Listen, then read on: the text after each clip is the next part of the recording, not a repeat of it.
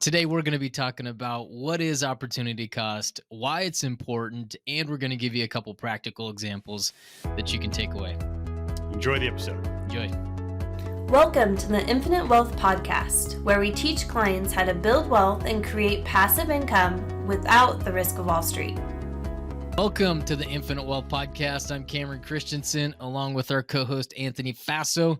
And today, what we're going to be talking about is what is opportunity cost, why it's important, and we're going to give you a couple practical examples. Well, I'm actually excited about this podcast. You know, most of our podcasts are really focused on infinite banking or ways to create passive income. And this one is more of financial education. Yeah. I think this opportunity cost, there's some good value of learning what this is. So we're going to dive deeper. So Cameron, I'm excited to hear what you're going to say about opportunity costs. Well, you've already heard it. I taught you about opportunity costs years ago, so we're going to revisit that conversation.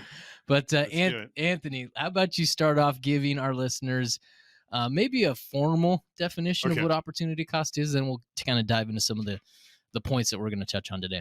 We got this definition from Investopedia.com. So opportunity cost is the potential foregone profit from a missed opportunity, the result of choosing one alternative and foregoing the other. And I kind of summarize it like we only have so much money.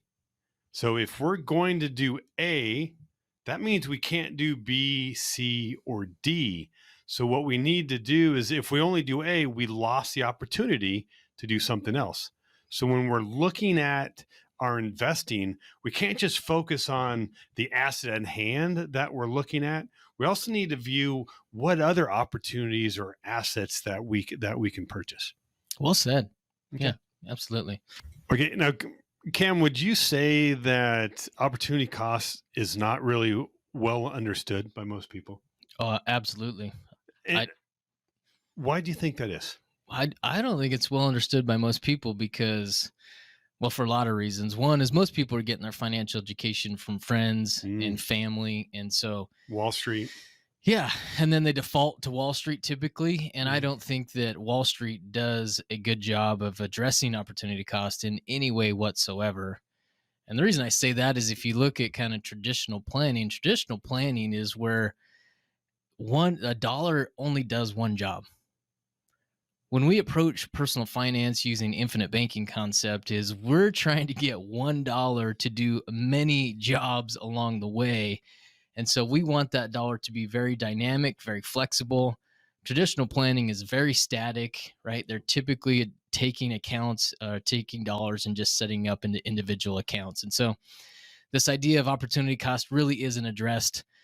And if I'm completely biased, right, is I think that really what traditional planning is all about is really just give me your money. Right? Give me your money. I'm the smartest guy in the room and come back for it in 6 months and I'll tell you how it's doing. Right? That's really the approach there. So, yeah. And I would add, I think they're typical financial planners. There is no other option. The option is to give them the money. So there's no other opportunities, right? Wall Street is the only way to save for retirement. Well said. Yeah. Now, so we're talking about opportunity costs. Why is that important, Cameron? Opportunity cost is vitally important because if we understand it, it allows us to make much better financial decisions. And the first thing that we need to understand if we are to understand opportunity cost is that cash has a cost, right? And I still remember when I realized this, if you go back to when I started kind of down this personal finance road I remember I was there teaching you, leading the way. But go ahead. Yeah. I digress. Yeah. Thank you.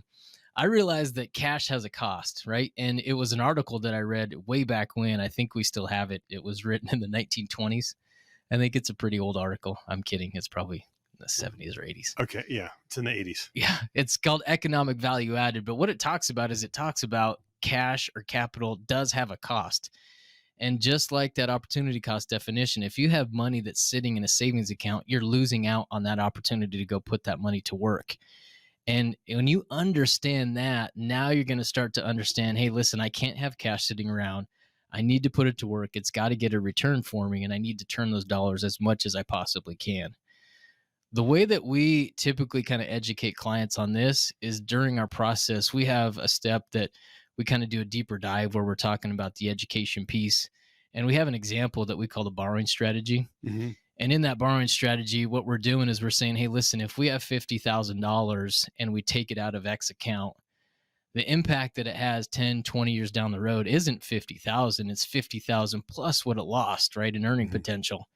And if you guys have not seen us do that example, reach out to us. We'll take 5-10 minutes. We'll go through that borrowing strategy example, and it is going to be key and vital to kind of your education on personal finance. And, I think looking at, a lot of times we're talking theory, right?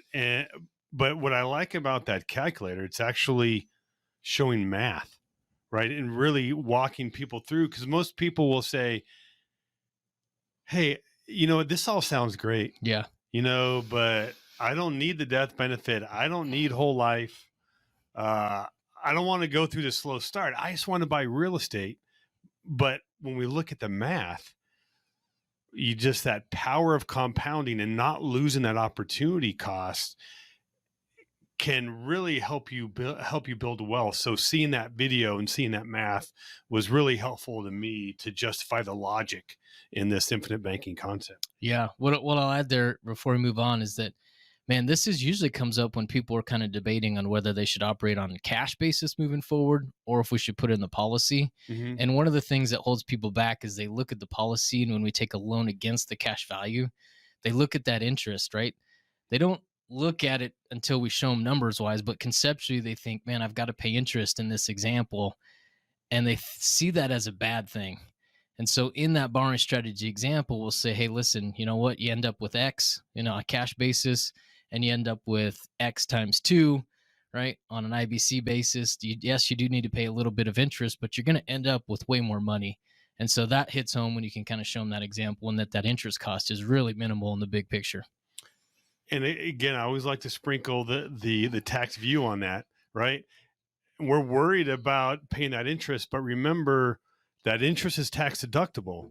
And I think where people are also not viewing is what's happening on the policy. Your policy is growing tax free. So there's a lot to it, but so we'll put a link in the show notes to that video, but I think it'll be a good time. And I've got one thing to add, just so that you don't get the last word. The borrowing strategy. Reach out to us if you want to hear the borrowing strategy. That's just what I just said. Okay, Cam, tell us why else is knowing about opportunity cost going to allow you to make better financial decisions? Yeah. The second reason why you guys need to know about opportunity costs is because those opportunity costs compound over time. Minimizing those losses is really the key to building long-term wealth. This example comes up most often when we're talking about college education. Oftentimes, right, when we're sitting down with a client and we're talking about planning and what they want to do and what they want to pay for, college education is often a very emotional topic. And so when you talk to somebody, it's either, no, I think college is a scam, right? Or the other end of the spectrum is, hey, I'm paying for my college education regardless. Whatever I need to do to pay for it is I'm paying for it. In that latter opinion, when someone says, hey, listen, I need to pay for it, again, it's a very emotional kind of decision that they've made. And as an advisor, you got to kind of tread on that lightly, is because you try to present a very logical explanation to them. And sometimes, right, it can be a little tricky. But with the example that we've used to share with them over the years is that, hey, listen, if you have 2 kids and you plan on paying for their college tuition, and let's say that the college tuition is $30,000 a year, and the kid typically goes for 5 years, right? If you got 2 of them, so $150,000 each, so $300,000 total. If you pay $300,000 in college tuition, that translates to over $2 million in retirement assets. Cam, we're only talking about $300,000. How does $300,000 become $2 million? Good questions, right? So that is the earning potential of that $300,000. So if your kids are college age and you're shelling out $30,000 a year for a 5-year period, and then $30,000 a year for another 5-year period, so you've got 10 college tuitions of 30,000 that you're paying for, the cost is 300,000. You take that 300,000, and again, we're talking about lost opportunity cost. So if you pay tuition, you're losing the opportunity of that money to earn for you. So if you take 300,000 at 5% over, I think it was 35 years, that ends up being over $2 million, right? So that's $2 million of retirement assets that the parents are losing, right? Which is a huge number.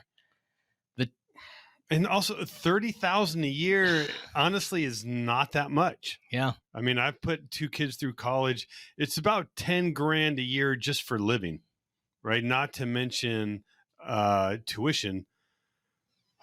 But, and you're kind of being a little conservative, only 5%. I mean, there's some other investments or some real estate that could do even more. So that number could be even larger. Oh, absolutely. And then talking in terms of income, right? Because we're all about cash flow. That $2 million in retirement ends up calculated about $170,000 a year.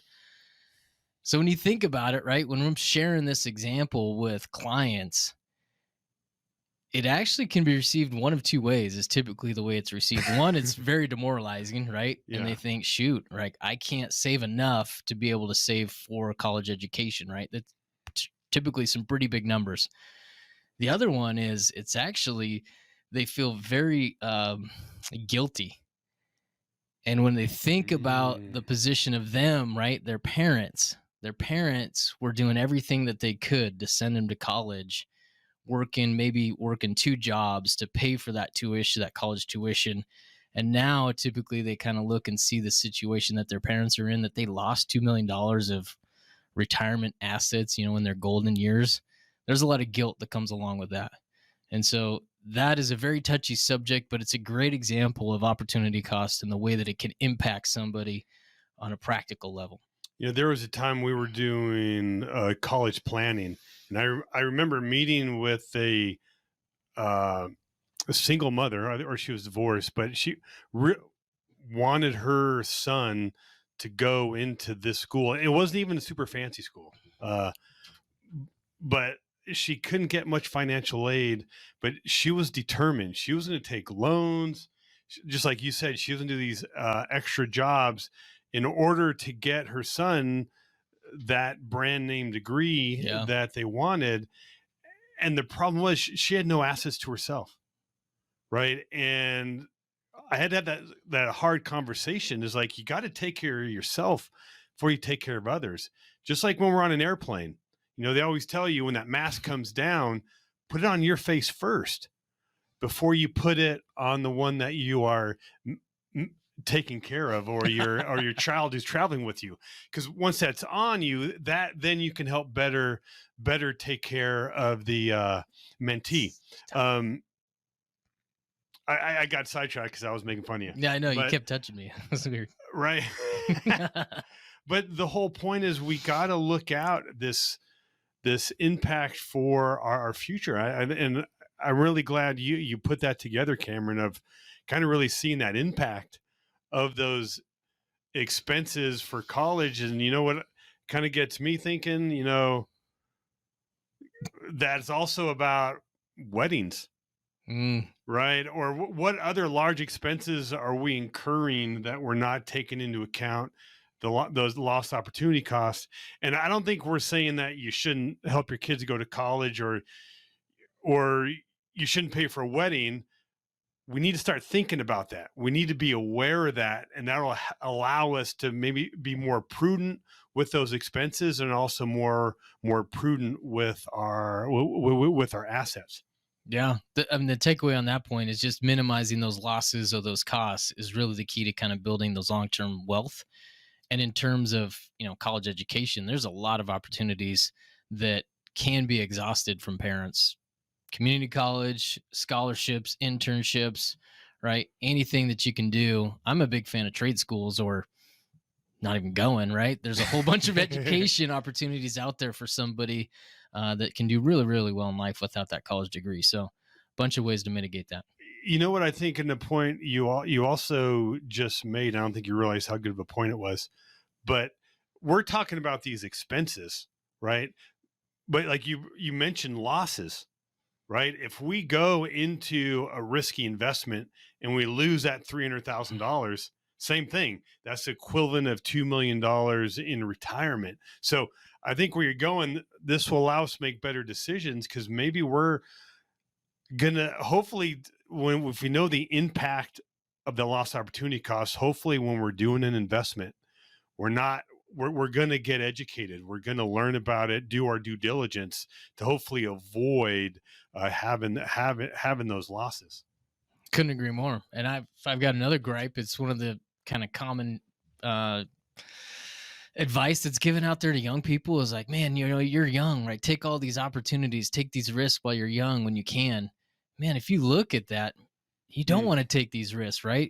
Increased risk is not a guarantor of return, right? And so the advice that people are getting kind of when they're early 20s and early 30s is not the appropriate advice, right? Is we need to focus really not on these investments, but it's on personal development and education. And man, if you spent 10 years kind of developing your skill set and studying kind of what you wanted to move into later, man, you're going to be set instead of throwing money at shiny coins, right? So, all right, Cameron, is there anything else? No. Point number 2, we did a good job. Wrap that up. Opportunity costs compound over time. Okay.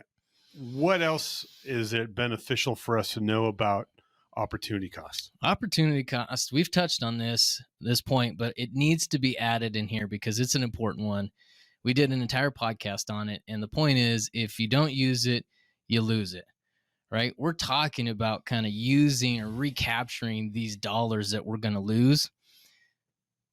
Another way of saying that same thing, right, is when you are borrowing or leveraging against the policy, you are allowing that compound interest curve to stay working in your favor for the duration of however long that money is in there. And that's what we need to do, right? Is we are building cash value inside of this policy. We do not want to break the compound interest curve, and we need to put those dollars to work. A practical example of this is the one that we shared in that podcast, right? It's called Use It or Lose It. What we talk about is, someone funding a policy, right, up until age 70, and they've accumulated, $1 million of cash value. If you do nothing with that policy and you just accumulate $1 million, that's okay, but that's not the best thing that you could be doing, right? You missed a whole bunch of opportunities along the way to leverage that cash to go buy certain types of assets. And those assets need to have certain characteristics, right? They need to have cash flow. They need to have appreciation, right? We should have some tax benefits along with those. And some of the projections that we did in that example were just, hey, let's go buy a single family rental, right? And every 8 years, or we buy the first one, it takes 8 years to get paid off. We turn around, we buy the second one. Now it takes 4 years to get paid off. We buy the third. Now it takes 2 years. And by that fifth one, you're buying one every single year.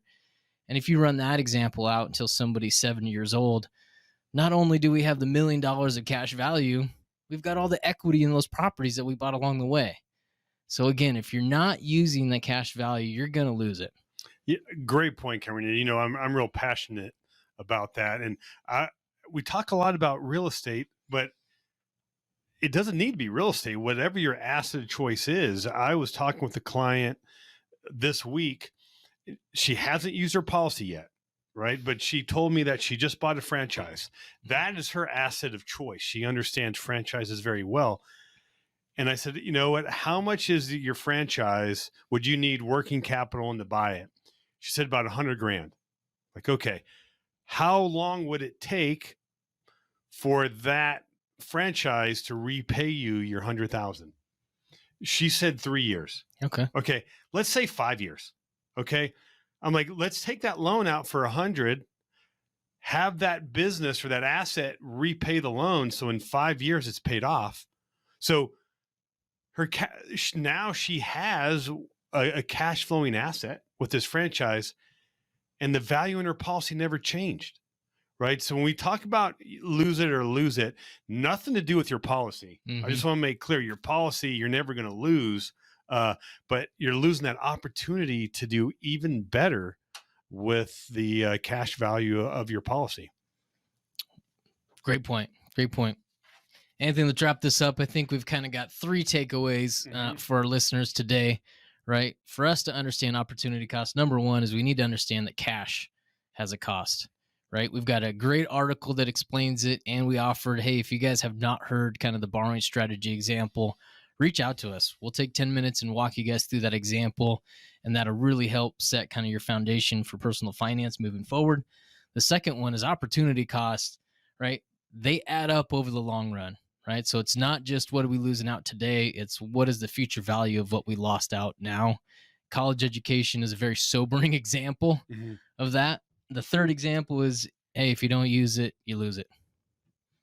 Well done, Cam. Thanks, buddy. Good job. Awesome. Go make it a fantastic day. Take care. Thanks for listening, and be sure to subscribe so you don't miss out on the next episode. Also, check out our website, infinitewealthconsultants.com, to find our podcast along with other additional resources.